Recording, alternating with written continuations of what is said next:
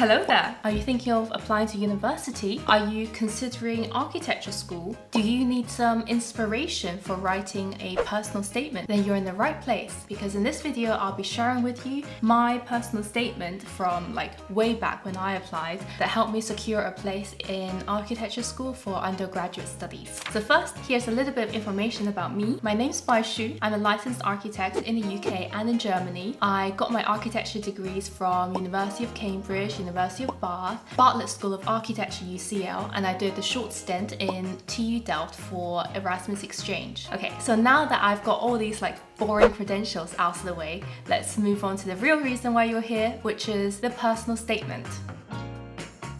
I have to say, reading back now, it is a little bit cringy in some places, so you have been warned. I have always had a creative streak, having enjoyed drawing the moment I learned how to pick up a pen. My interest in architecture sparked to life when I moved house for the third time in 1 year. The surprising impact a change of environment had on a person raised my awareness of my surroundings and the interaction between society and its habitat. Here's just a brief introduction to express the fact that I'm a creative person and I have an interest in people and how they interact with their built environment and how this came about. My time spent with the architects of Penton Partnership and Rio Architects Limited enhanced my instincts to be innovative and analytical and boosted my enthusiasm for problem solving. During my work placement, I was asked to design a house suited for the accommodation of students and the conversion of an office floor into meeting rooms and a staff room. My brief involved taking into account light orientation and the privacy of neighbours whilst maintaining originality in the design. They required me to use MicroStation and Google SketchUp, which I enjoyed. So this paragraph is supposed to show that not only do I have an interest in how people interact with their built environment, I also try to get some real life experience to see how I can use my creativity in the real world. And I did this by arranging work placements in these architecture firms. I didn't just express an interest in architecture as a profession, I actually showed through this paragraph that I arranged work experience and I had a very brief exposure to kind of softwares that are regularly used in architectural offices. Art and design at A level has helped me develop my personal style, strengthened my artistic skills,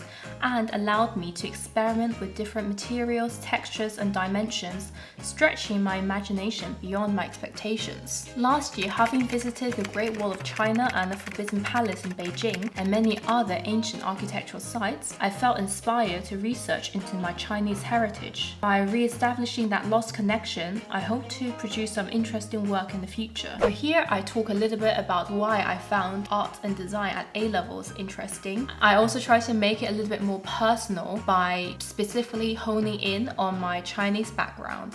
I mean, I know being Chinese is not at all special because there's a billion of us in the world, but I just really wanted to find some way of making the statement pop a little bit, inject a little bit of personality in that. Mathematics has also been an area of interest to me. I thoroughly enjoy the process of logic and abstract reasoning involved in solving a problem. I regularly attend the Senior Mathematics Club in Cardiff University, which has given me access to many difficult problems I would not have encountered in the classroom. Okay, this paragraph is a little bit nerdy, but yeah, sometimes I can be a little bit nerdy. Oh well. So I thought it was quite good to highlight the fact that I enjoy the process of logic and abstract reasoning to solve a problem. I think this is actually something that you have to use a lot in architecture. I also try to drop in the fact that I attend these math clubs at university just to show that maybe I have aspirations and I'm motivated to do something that's beyond the normal curriculum. Oh god, the next paragraph is also very nerdy. My role as a mathematics prefect has given me a sense of responsibility, improved my organizational skills, and helped me communicate to people of all ages. Yes, I was a maths prefect at school. Studying biology and chemistry has taught me to plan and perform tasks in a structured, logical manner, whilst critical thinking made me question and justify my actions before they are carried out. I also learned to recognize flaws which may not be as obvious to others. So here is a very short paragraph to explain why I studied what I studied and what I found interesting about it, and how those skills I accumulated in those areas of study not directly related to architecture could be transferable to architecture school. I play an active role in the community, being involved in the college choir, part of the Millennium Volunteer Scheme, a regular volunteer of British Red Cross, and a member of the humanities group of Envision, an educational charity encouraging young people to make a difference. They have broadened my views of society, and I'm glad to be able to contribute in a positive way. In this paragraph, I'm trying to highlight that I do extra non-academic curricular activities to show that, I'm a well-rounded individual. I have broad interests and could be a cool person. People have different definitions of cool.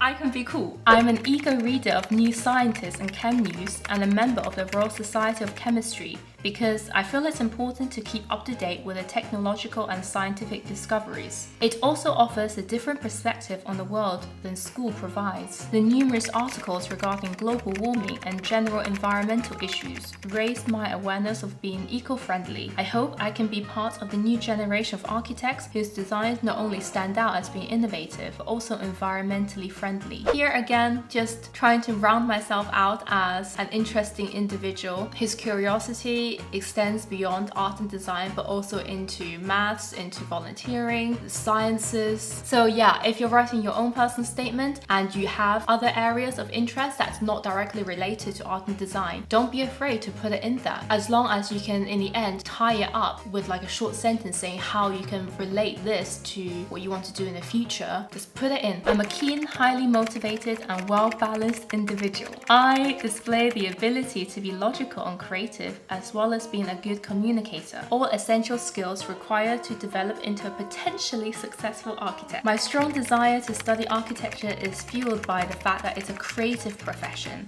that provides the freedom to design the smallest ornaments to the tallest skyscrapers.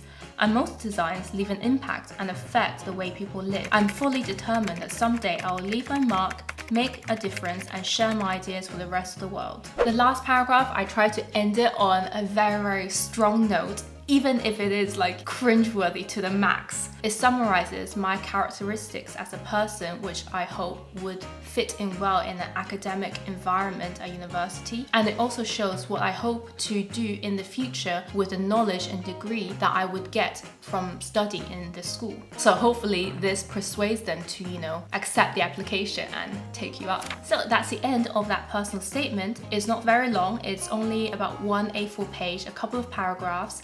I think the most important things I covered in this personal statement, in my opinion, that made it okay, was the fact that I demonstrated a curiosity in the architecture profession by actually going out and getting professional placements and talking about them. I demonstrated the fact that I have other interests outside of academia, and I try to make time and organize myself in a way that allows me to do these extracurricular activities. And I think it also helps that I ended on a note which expressed why I wanted to study architecture. Like the whole thing flows and it's a coherent story. So I hope the content of this was useful if you are really thinking of seriously applying. If you have any questions about the process, also feel free to contact me via Instagram, via Twitter or email. I'm always happy to receive messages and I try to comment back. Best of luck in your application. And if this video was helpful, then please also do me a favor and subscribe to my channel. Thank you.